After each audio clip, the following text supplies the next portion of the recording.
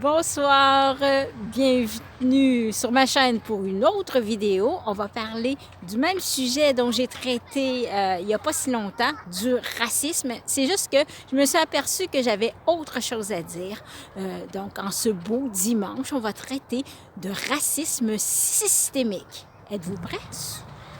Comme vous le savez déjà, pour ma part, on peut compter sur les doigts d'une main amputée les fois où j'ai été victime de racisme. Sauf que il y a des témoignages, il y a des gens que je connais personnellement qui me disent que oui, au Québec, il y a du racisme. Vous savez, j'aime vous donner des exemples. J'en ai un en tête, un racisme systémique. J'étais dans un taxi avec des collègues de travail. On était 3 assis en arrière, il y avait une personne assise à l'avant et le conducteur évidemment. Là. On était à une lumière rouge. Il y a un noir ici. Taxi! Taxi ici. Il fait signe que non, non, non, non. Et là, le noir dit ah, c'est parce que je suis noir. Il a crié ça. Là, notre lumière était verte. Moi, j'ai sorti la tête de l'auto. Non, non, non! C'est parce que le véhicule est rempli à pleine capacité. Mais si, par exemple, il va témoigner pour TVA Nouvelles ou encore ici, Radio-Canada, Inclusif, il va lui demander, est-ce que tu as déjà été victime de racisme? Il va dire, oui, au Québec, il y a du racisme systémique.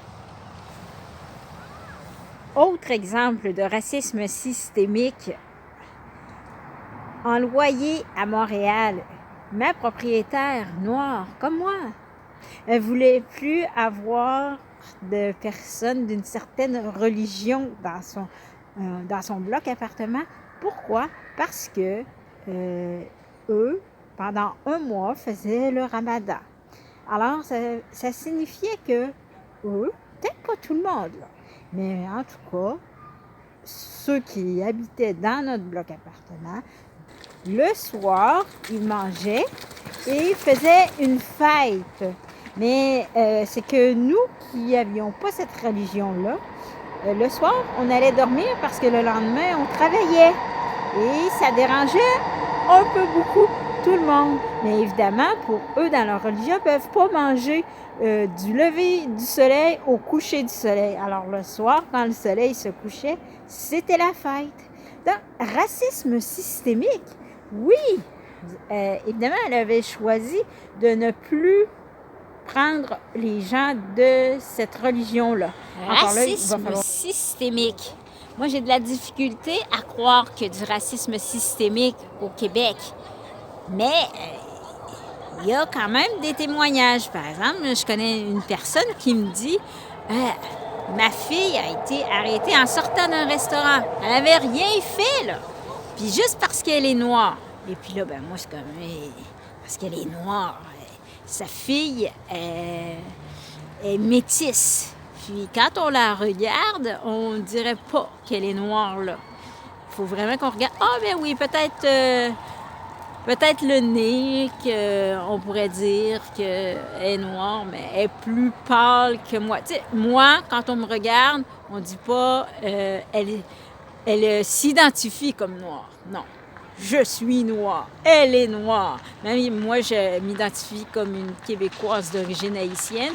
Mais si je dis que je suis une Québécoise, tout de suite, on va me demander oui, mais tes origines, là. Elle, sa fille, non. Si elle dit qu'elle est québécoise, les gens vont la croire. Enfin bref, elle, sa fille, s'identifie comme noire. Et elle a dit à sa mère, j'ai été arrêtée parce que je suis noire. Mais qu'est-ce que tu as fait? J'ai rien fait, juste qu'ils m'ont arrêtée. Ah, j'ai de la misère. Je trouve que souvent, il nous manque un bout de l'histoire. Aussi, aux États-Unis, on en voit souvent, on va dire régulièrement, des Noirs qui se sont fait arrêter par la police. Puis, apparemment, ils n'ont rien fait. Mais moi, je me demande toujours, dans cette histoire-là, mais comment ça se fait? Est-ce que ça se peut que le policier est dans son auto et regarde, là, il pitonne quelque chose, puis qu'il y a des antécédents sur cette voiture-là? Ou sinon, ça serait vraiment juste comme il va... un noir, arrête-le. Là, il l'arrête. Il va près de sa voiture, il dit à son collègue « Hey, c'est un noir! » Puis là, l'autre collègue, il dit « Ben là, qu'est-ce que t'attends? Tire-le! » C'est comme ça que ça se passe. Et racisme systémique. Ça se peut, je dis pas que ça se peut pas. Mais des fois, j'ai des doutes. Je vais vous donner aussi un autre exemple de racisme systémique. Cette fois-là, j'étais à Jonquière. Gens du Saguenay, et particulièrement les gens de Jonquière, considérez-vous comme salués. Donc, j'habitais dans un appartement et puis il y avait une noire en dessous. Moi, j'étais au 3e, elle était au 2e. Et quand je suis sortie pour mon bac de recyclage, c'était l'hiver, il faisait froid, là. Et là, je suis allée frapper chez elle et j'ai dit « Donne-moi ton bac, je vais aller le porter en même temps. Comme ça, tu n'auras pas besoin de t'habiller puis y aller. » Elle me donne son bac. Je regarde. J'étais fâchée, j'ai dit « Hey, c'est pas une poubelle, c'est un bac de recyclage. Mets pas n'importe quoi là-dedans. » Et là, elle dit tout doucement, mais elle dit « Moi, je sais pas, j'en ai pas chez moi. » Là, je me suis calmée pour parler plus gentiment parce que c'est vrai, j'avais été un peu bête. Puis là, je lui ai expliqué. Mais ce que je me suis dit après, c'est dit, OK, là, je peux intégrer la notion puis lui montrer. Mais si, par exemple, ils étaient 100 sur ma rue, 1000, 2000, tu sais, je veux dire, quand on reçoit beaucoup d'immigrants en même temps, comment on fait pour les intégrer? Ils viennent d'un pays où ça n'existe pas. Là, c'est un pays d'Afrique et je nomme pas le pays. Là, mais voyons, c'est ça, là. Après, regardez, ce qui va se passer après, c'est que si ils s'installent tous dans ce quartier, après ça, les gens vont passer dans le quartier, puis là, ils regardent ce quartier-là, plein de noirs. C'est sale, ils sont sales, les Noirs. C'est pour ça qu'on ne veut pas les accueillir. On passe pour des racistes, mais c'est pas ça. Regarde, là, le reste des autres quartiers sont pas sales comme ça. Mais voyez-vous, c'est pourquoi, là? C'est important, l'intégration. On ne peut pas intégrer tout le monde en même temps. On a l'air de gens racistes. On a des préjugés. Par exemple, les préjugés font bon train. Une amie que j'ai rencontrée, elle me dit, une amie colombienne, maintenant elle est au Canada, en Ontario, qu'elle a décidé de s'installer. Elle dit, elle m'a demandé, est-ce que c'est vrai que les Québécois sont racistes? Oh là là là là. C'est rendu à l'extérieur. Moi, je pensais que c'était les anglophones du Québec qui disaient que les francophones étaient racistes. Les francophones du Québec étaient racistes. Mais là, c'est rendu à l'international. Même un coloc que lui, il vient des États-Unis, qui dit son fils veut déménager... il vient des États-Unis, il a déménagé au Canada, puis son fils et sa fille ont été élevés au Canada, mais il voulait déménager et tout, mais il ne voulait pas aller dans la province de Québec parce qu'il dit que les Québécois sont racistes. Il dit « Raciste? Mais regarde, moi, j'ai pas vécu de racisme. » Non, mais il dit, je veux dire, il faut parler français. Quoi? Là, il va falloir qu'on détermine c'est quoi le racisme, mais pas dans cette vidéo-ci. Par exemple, une Haïtienne comme moi qui a été adoptée, qui me disait, là, maintenant rendue à l'âge adulte, elle a un bon poste au gouvernement, mais elle dit que les Noirs ont de la difficulté à gravir les échelons.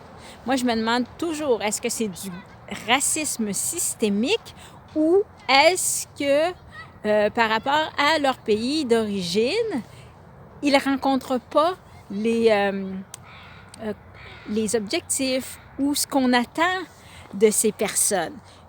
Par exemple, je l'ai déjà dit dans l'autre vidéo, ça, c'est mes expériences. Est-ce qu'il y a autre chose aussi qu'on peut reprocher aux personnes qui arrivent d'une autre culture? Peut-être que oui, et c'est peut-être pour ça qu'ils ne gravit pas les échelons. Il faudrait voir, là, est-ce que les Noirs, peu importe qu'ils soient adoptés ou non, qu'ils fassent partie de la culture. Par exemple, j'ai une amie, elle a une fille. Elle vient d'un pays d'Afrique.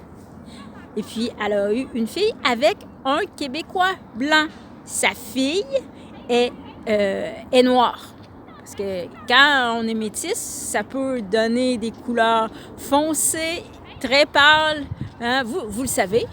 Mais elle est vraiment là, comme sa mère, noire comme sa mère. Mais si les gens commencent à avoir des préjugés, peuvent dire « Ah ben, elle est noire, je ne l'engage pas. » Mais quand on lui demande à elle, dit « Tu viens d'où? » « Ben, j'ai du Québec. » « Non, non, non, tes origines. » C'est ça.